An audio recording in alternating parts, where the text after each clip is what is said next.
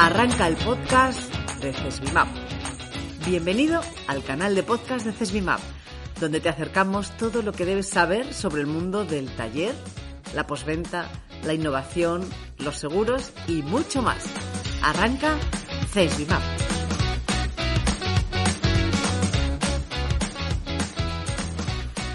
Hoy en el podcast de CESBIMAP vamos a hablar de baterías recicladas de vehículos eléctricos. Soy Ángel Aparicio y hoy estamos con el director del Mobility Lab de CESBIMAP, Enrique Zapico, al que ya conocemos de un podcast anterior en el que nos habló de ciberseguridad. Bueno, sí, ya habréis notado que hoy no nos acompaña Teresa. Enrique, buenos días. Hola, buenos días, Ángel. Vamos a hablar de un proyecto que se llama BAT-Row y el nombre ya en sí es curioso. ¿Nos puedes decir un poco para orientarnos qué significa eso de BAT-Row? Sí. Es un proyecto que se encuadra dentro del programa marco europeo de Horizonte Europe y BAT-Row viene básicamente de batería y Row, que es materia prima. Es decir, el objetivo final del proyecto lo que pretende es obtener materias primas a partir de baterías que han llegado a su final de vida, en principio procedentes de vehículos eléctricos, pero es más amplio el scope del proyecto. Uh-huh. Es un proyecto de 13 millones de euros, estratégico para la Unión Europea, y si podemos profundizar un poquito en qué consiste. Sí. La idea principal es obtener materias primas que se emplean en las baterías de los vehículos eléctricos para volver a fabricar baterías para vehículos eléctricos. Es decir, reutilizar todo lo posible esas materias primas de las cuales la Unión Europea no dispone, que ese es el mayor problema. Todas las baterías que se montan o se fabrican en la Unión Europea, las materias primas necesarias para ello vienen de fuera de la Unión Europea. En la Unión Europea no tenemos prácticamente ninguna de los materiales o de los minerales necesarios para hacer las baterías actuales de ion de litio. ¿Cuáles son esas materias primas o esos minerales y de dónde los tenemos que traer? Porque comentas que no están en la Unión Europea. Efectivamente, las baterías que se están empleando a día de hoy en los vehículos eléctricos son las que conocemos como ion de litio y principalmente lo que necesitan como minerales son litio, manganeso, cobalto, níquel. Principalmente. Hay alguna otra variación, pero esos son los minerales principales. Y de esos minerales, la Unión Europea no tiene reservas ni tiene minas suficientes como para el volumen de coches que consumimos y de baterías que se fabrican. Entonces, por ejemplo, el litio se está extrayendo principalmente a día de hoy de Australia, Chile y Argentina, aunque es Chile la que mayores reservas tiene. El níquel viene principalmente de Filipinas e Indonesia y también parte de Australia. El cobalto, el cobalto es más crítico porque el 90% de la producción de cobalto o del mineral del que se obtiene el cobalto viene de la República Democrática del Congo, que es un país con cierta conflictividad a la hora de trabajar con ellos. Y otro de los componentes importantes para las baterías actuales es el grafito de alta calidad. El grafito al final es carbón. Pero no es lo mismo tener carbón que tener grafito. Carbón hay en muchísimos sitios. Pero el grafito de alta calidad, el mayor productor es China. Con lo cual, estamos viendo que todas las materias primas necesarias para fabricar baterías están muy, muy lejos de aquí. Y en algunos casos en países que nos pueden comprometer a nivel de suministro.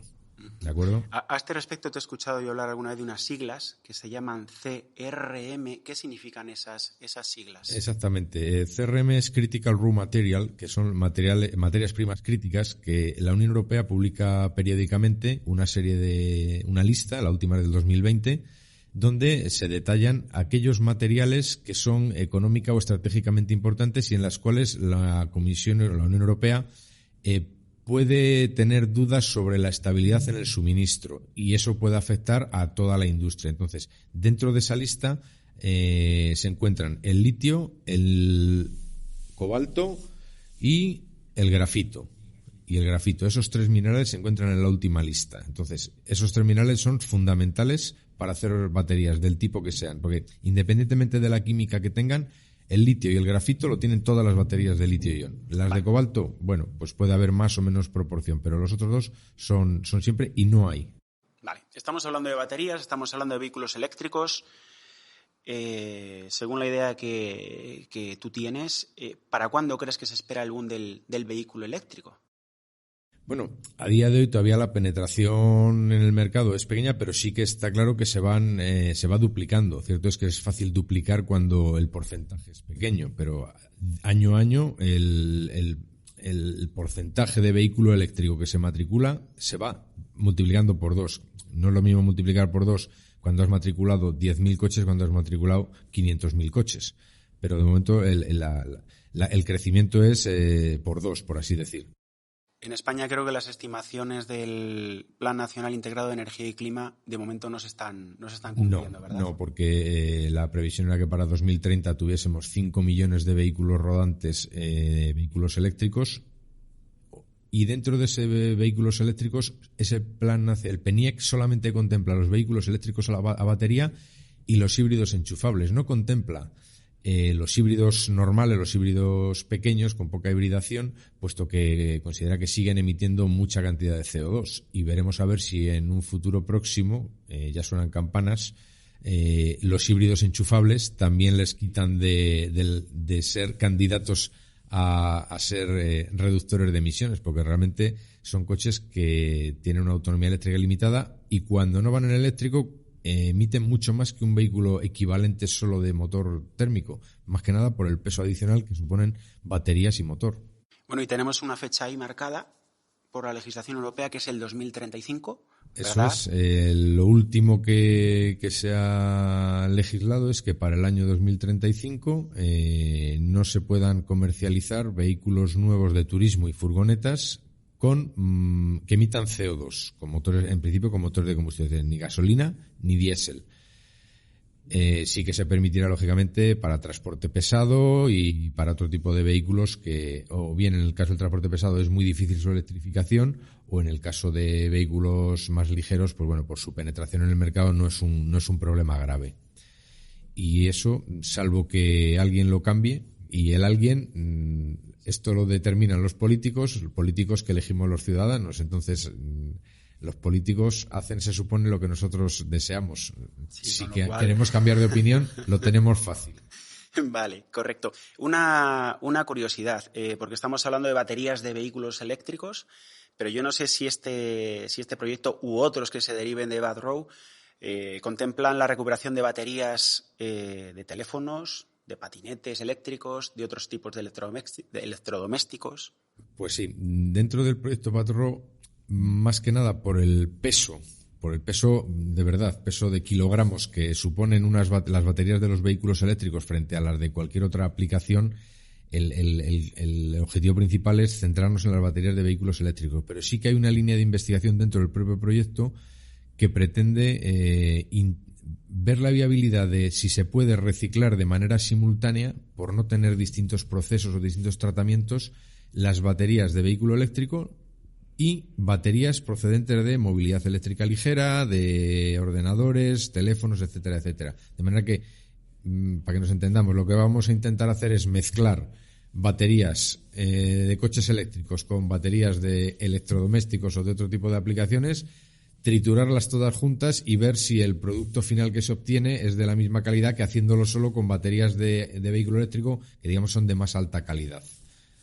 Entonces sí que se contempla por ver sobre todo la viabilidad y no tener que desarrollar líneas de tratamiento diferenciadas dependiendo del tipo de batería, del origen de la batería. Es decir, porque al final las baterías de un ordenador o la batería de un teléfono, la química que tiene dentro es prácticamente la misma que la que tiene de un coche eléctrico, lo que varía es el tamaño. Una batería de un coche eléctrico son 300 kilos y la de un teléfono móvil son 40 gramos. Esa es un poco la diferencia. Bueno, pues es interesante y estaremos al tanto para ver cómo evolucionan esos proyectos. Hemos marcado antes una fecha, 2035. Decíamos que probablemente a partir del 2030 es cuando se pueda llegar a producir el boom de la electrificación, una electrificación más global. Pero entonces aquí viene mi pregunta. ¿El futuro parece que va a acabar con el vehículo térmico a partir de ese año que hemos citado, a partir del 2035, y que de ahí pasaremos al vehículo eléctrico o al vehículo hidrógeno? Yo creo que tú te decantas más por el vehículo de hidrógeno, o te gusta más el vehículo de hidrógeno. Tengo esa sensación. Más que el vehículo, que me guste más el vehículo de hidrógeno, lo que no veo como un futuro universal es el vehículo eléctrico a batería. Digamos que ahora mismo tenemos una gran dependencia de los hidrocarburos, de los cuales en España al menos no tenemos recursos. En Europa hay países que sí que lo tienen, como puede ser Noruega.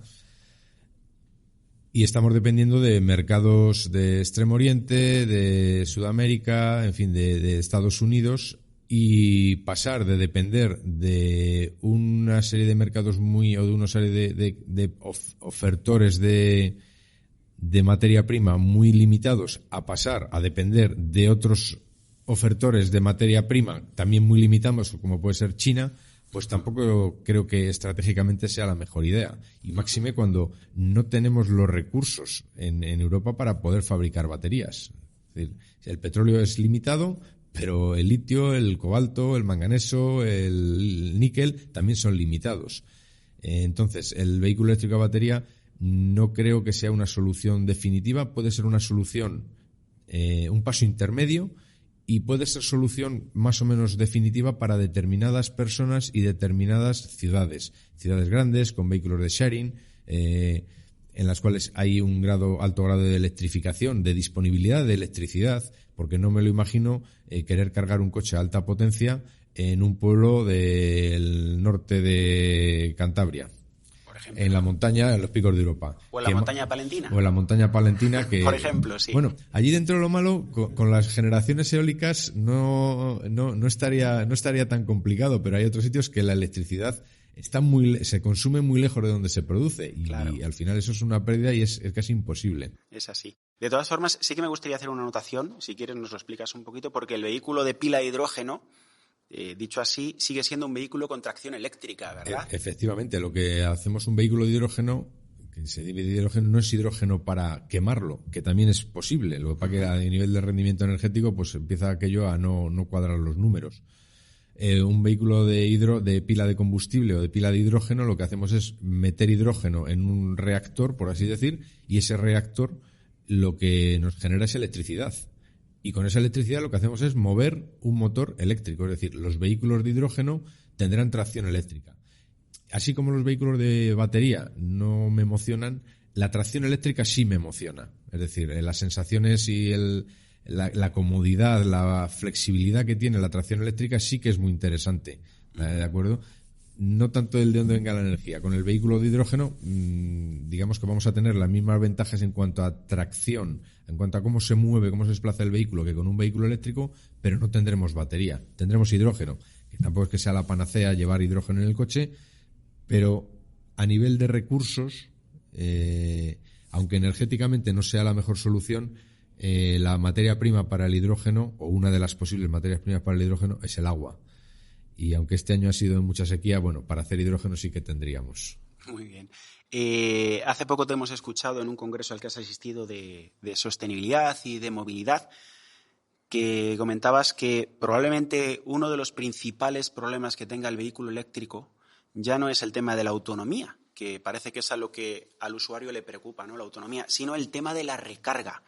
¿Qué nos puedes comentar acerca de este comentario? Sí, efectivamente. Los fabricantes están supliendo el problema del tiempo necesario de recarga con dotarnos de vehículos eléctricos con mucha autonomía. Los primeros vehículos eléctricos que tuvimos aquí en CESBIMAP estaban en 120, 150 kilómetros y ya estamos viendo coches que, conducidos con un poquito de cabeza, podemos llegar a los 450, 500, incluso 600 kilómetros. ¿Pero a costa de qué? A costa de llevar una batería que pesa 600 kilos. Es decir, estamos lastrando el vehículo con 600 kilos. Si nosotros pudiéramos tener baterías que pesaran no 600, sino 200 kilos y nos dieran una autonomía de 300 kilómetros, que básicamente es lo que una persona racional hace o no debe hacer más de un tirón. Porque hacer más de 300 kilómetros de un tirón, una barbaridad, sí, a nivel de seguridad y de agotamiento en la conducción es una barbaridad. Entonces, si a mí me ofrecen un coche que me dé una autonomía de 300 kilómetros y que me permita recuperar esa autonomía en una condición parecida a la que tengo ahora, Yo ahora mismo tengo un vehículo diésel y en 5 minutos recupero 1.200 kilómetros de autonomía. No voy a pedir que en 5 minutos recupere 1.200 kilómetros de autonomía con un vehículo eléctrico, pero sí que querría pedir que en 5 minutos recuperara 300 kilómetros de autonomía. Eso sería tener lo más parecido a lo que tenemos ahora. ¿Y eso se puede conseguir? Pues ahí hay dos partes. Uno, la batería, y otro, la red eléctrica. Puedo creerme y puedo confiar en que las baterías pudieran cargarse a más potencia. ¿De acuerdo? Podemos pensar que los avances técnicos, el empleo de superconductores, etcétera, etcétera, puedan conseguir que las baterías se carguen a más potencia. Pero lo que no me creo es que haya infraestructura eléctrica como para poder cargar un vehículo eléctrico. Tened en cuenta, un vehículo eléctrico está consumiendo de media entre 15 y 20 kilovatios hora cada 100 kilómetros. Es decir, para 300 kilómetros necesitaríamos entre 45 y 60 kilovatios. Si hacemos la cuenta, querer cargar entre 45 y 60 kilovatios en 5 minutos, nos saldría que tendríamos que cargar unas potencias de unos 700 kilovatios. Eso... vamos a ver. Eso no es muy viable. Los números en el papel se sustentan, pero en la realidad 700 kilovatios, tened en cuenta, una casa medianamente o altamente electrificada tiene una potencia de unos 5.000 vatios, 5 kilovatios. Estamos hablando que solo cargar un coche sería como el consumo de unas 120 viviendas. Hay pueblos en España que no tienen 120 viviendas. Es decir... No, así es como mejor se ve, realmente, haciendo la cuenta y haciendo esa comparación, ¿verdad? Un dato, CESBIMAP, en el momento de máximo consumo este verano con todos los aires acondicionados hemos consumido una potencia de rondando los 200 kilovatios. Y era todo un edificio con todo funcionando al 100%. Y estamos hablando de querer dar 700 kilovatios a un coche para que tengamos una cosa parecida a lo que tenemos con un motor térmico. Pues queda claro evidentemente no es un coche para todo el mundo. También es cierto que no todos los días hacemos 300 kilómetros. Vale, pero bueno, queda claro. Esa comparativa ya digo que es muy ilustrativa y nos dice muy claramente, nos saca una foto del momento en el que estamos y, oye, hacia dónde queremos dirigirnos si es que queremos encauzarnos hacia ese futuro completamente electrificado. Regreso un poquito al proyecto Batrow y te pregunto por la tecnología que hemos desarrollado en CESBIMAP para el desmontaje y la reparación y la sustitución de esas baterías de las que estamos hablando. Correcto. Aunque la parte, digamos, más importante o más llamativa puede ser la parte del reciclado de las baterías para obtener minerales, este proyecto cumple el orden en el que se debe de hacer el uso de los materiales, y es reducir, reutilizar, reciclar. Y el proyecto va a desarrollarlo en ese orden, es decir, reducir desde el punto de vista que vamos a desarrollar y vamos a investigar sobre la posibilidad de reparar las baterías, es decir, tenemos una batería en un coche, puede estropearse parcialmente, porque la batería son muchos componentes o muchos módulos, vamos a ver cómo reparar esa batería para que siga siendo batería de vehículo eléctrico. Es decir, esa es la primera, de reducir. Es decir, no vamos a poner una batería nueva, vamos a intentar reparar la que tenemos. La segunda R, que es reutilizar. Cuando esas baterías ya no valgan para la tracción de un vehículo eléctrico porque hayan perdido capacidad o potencia y ya no presten bien su servicio, la otra parte del proyecto de la que se encarga otro de los socios es el reutilizar, es decir, emplear esas baterías para otra cosa. ¿Qué es otra cosa? Pues lo más fácil o lo más inmediato es utilizarlas como sistemas de almacenamiento de energía, que combinada con las energías renovables, que son intermitentes, nos permiten utilizar de manera eficiente y cuando queremos la energía renovable, porque el problema de la energía renovable es que la que es fotovoltaica es solo de día y la que es eólica pues es solo cuando sopla el aire. Normalmente también suele ser de día. Entonces, cuando nuestro consumo no coincide con la producción, desaprovechamos esa energía renovable. Si disponemos de baterías, lo que hacemos es almacenar la energía que producimos cuando no la consumimos para consumirla en un momento posterior que ya no hay disponibilidad. Es decir, almaceno de día, consumo de noche. Con una fotovoltaica eso no es posible, pero con una fotovoltaica con almacenamiento sí que es posible.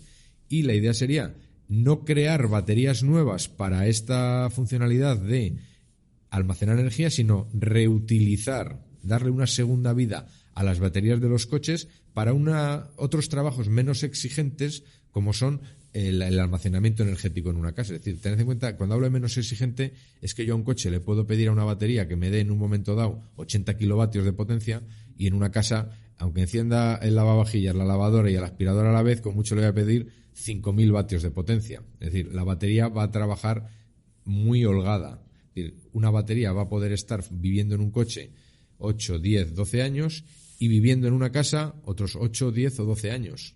Con lo cual, hemos exprimido la vida de la batería y hemos aprovechado esa materia prima de la que recuerdo que no tenemos durante 20 años, 20 y algún años. Eso también nos va a dar tiempo a que procesos de reciclado y el desarrollo de nuevas tecnologías nos permita seguir avanzando. ¿Por qué? Pues porque tenemos la batería ahora y no sabemos cómo reciclarla. La sigo reutilizando y voy a ganar ese tiempo para aprender a reciclarla. ¿De acuerdo? Entonces va a ser una cosa. Nuestra función en el proyecto principalmente es desarrollar e investigar sobre cómo reparar las baterías. ¿De acuerdo? Puesto que tenemos un histórico muy importante en saber cómo se montan, cómo se desmontan, cómo funcionan, hablando de la reutilización dentro del vehículo. Otros socios se van a encargar de la parte de la segunda vida y otros socios se van a encargar de la parte de reciclado. Digamos, cada uno cubre una parte del proyecto. Perfecto. Bueno, pues yo me voy a permitir recuperar lo que acabas de decir, porque me ha parecido esa secuencia súper clara, porque yo creo que la podemos aplicar todos en el día a día. Reducir, reutilizar y reciclar, porque me parece que es súper claro y muy ilustrativo, ¿verdad? Es lo que les enseñan a los niños en el colegio. Sí, así es. Efectivamente, y por eso me parece que nos tiene que quedar a todos muy claros. Y además, antes de llegar al reciclado, primero intenta limitarlo y reutilizarlo. Efectivamente, no se trata de reciclar y reciclar. Correcto. Hay que pasar primero por las otras dos R's, de reducir, evitar consumir innecesariamente, y reutilizar. Y cuando ya no valga para nada es cuando hay que reciclar, pero no tirar a la basura o intentar hacer reciclar, obtener el componente básico antes de que todavía algo que ha costado mucho dinero sea funcional. Y en el caso de las baterías siguen siendo funcionales, aunque no para un coche. Para esa aplicación ya no valen, pero sí que valen para otras. Por ejemplo, otra segunda vida de las baterías puede ser para las carretillas elevadoras. Es decir, una carretilla de una fábrica, pues se puede cambiar las baterías de plomo por baterías de litio, que les puede durar más tiempo, pueden estar toda la jornada trabajando. Y es un trabajo menos exigente en cuanto a demanda de potencia y de energía de la que tienen esas mismas baterías o que han tenido esas mismas baterías dentro de un vehículo eléctrico. Bueno, pues vamos con la última pregunta.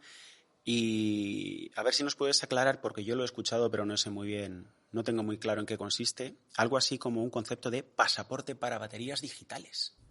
Sí, o pasaporte digital de baterías. Algo así, ¿ves? Eso es. Lo había oído, pero había oído campanas, pero exactamente no sabía lo que era. Es un concepto que lo que pretende es establecer una trazabilidad a través de lo que ahora denominamos o se viene a llamar blockchain, desde el origen de la batería y de sus minerales componentes hasta que esa batería pasa a final de vida, se recicla e incluso saber dónde van los minerales que se han extraído de esa batería para incorporarse en otra batería.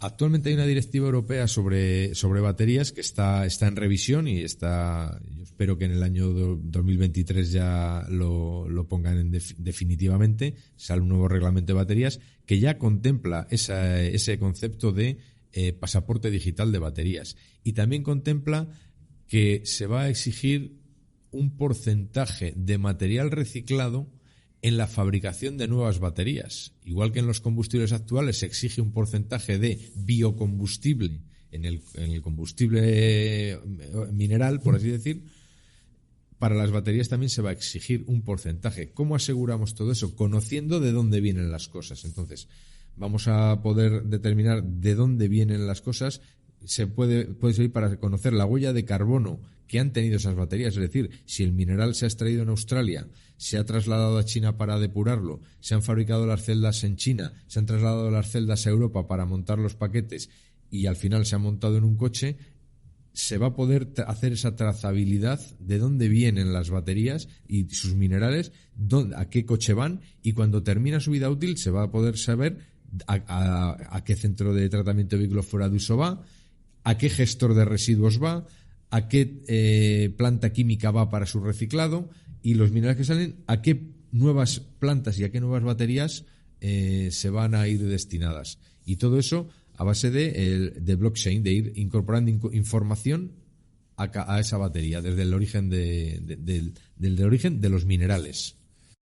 Como digo yo siempre, al final siempre nos sorprendemos de todo lo que aprendemos cuando hablamos contigo. Hace unos días, precisamente, una publicación que hacíamos en LinkedIn, haciendo referencia a tu participación en un congreso, poníamos la palabra Enrique Zapico y al lado que participabas como experto en, y un compañero nuestro que precisamente es el director de CESBI Recambios, Pablo López. CESBI Recambios es un ejemplo perfecto de sostenibilidad, de economía circular, de todo lo que estamos hablando. Dice, es que el nombre Enrique Zapico y el concepto experto siempre tienen que ir en la misma línea. Y es verdad, es que es cierto. O sea, siempre que hablamos en la empresa de Enrique Zapico es sabiduría pura, es conocimiento. Muchas gracias, seguramente no lo merezco. No, seguro que sí. Bueno, pues como decimos siempre, ha sido un placer contar contigo. Ya disfrutamos mucho en aquel podcast sobre ciberseguridad y hoy otra vez volvemos a decir lo mismo. Es decir, es que aprendemos todos los días y Frank, que está con nosotros como técnico, asiente, también disfruta y aprende. Así que muchísimas gracias, Enrique. Muchas gracias a vosotros y espero tener la oportunidad de volver a seguir hablando de este proyecto, puesto que no lo he comentado, es un proyecto de 4 años. Es decir, no son proyectos de 6 meses, son proyectos importantes. Pues seguro que sí. Hasta el 2026 hay proyecto y iremos comunicando pues los distintos avances y los distintos logros que se vayan consiguiendo. Sabemos dónde trabajas y dónde te sientas, con lo cual lo tenemos muy fácil. Tenéis muy mi fácil. dirección. Muy bien, pues muchísimas gracias, Enrique. A vosotros. Muchas gracias. Y nada, a vosotros simplemente deciros que nos podéis enviar vuestros comentarios y vuestras propuestas al correo cesbimap@cesbimap.com y que disfrutéis del día. Muchísimas gracias.